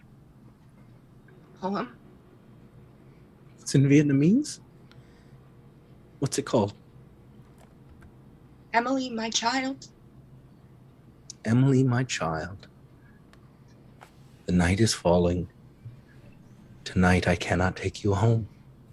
He gives her back the card. After the flames have flared, Mommy will come and fetch you. Will you hug her and kiss her for me? And tell her, Daddy's gone gladly. Don't be sad.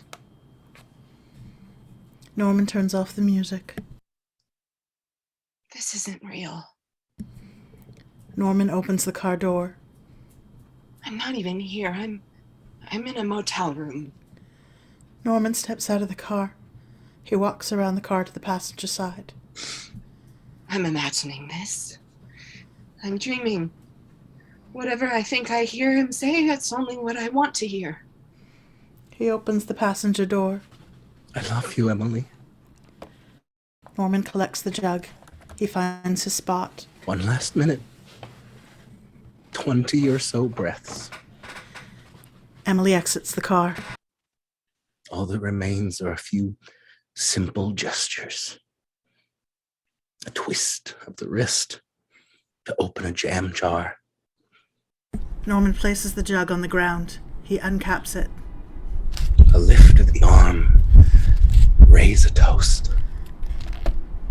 He raises the jug over his head. Turn of the hand to read my watch. He pours kerosene over himself. Lord have mercy.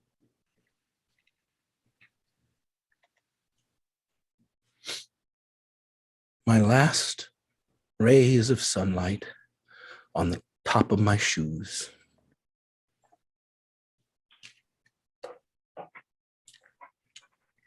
They hold on to each other. Emily opens the box. Norman takes out a match. A few days before, in your bedroom, I took my first steps.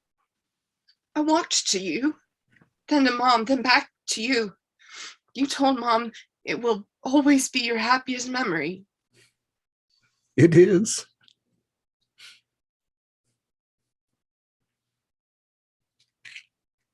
Clutching me to your heart, you feel love one more time.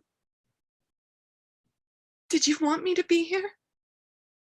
If it wasn't for you, I couldn't be here. Take care of my miracle.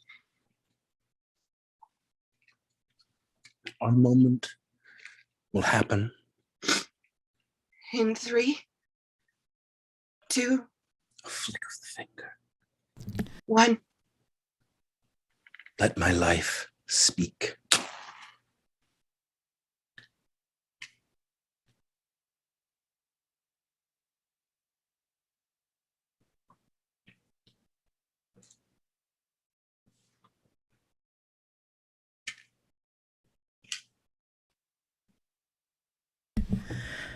Music. Bach's B minor Mass. Kyrie Eleison. A beautiful and wondrous light.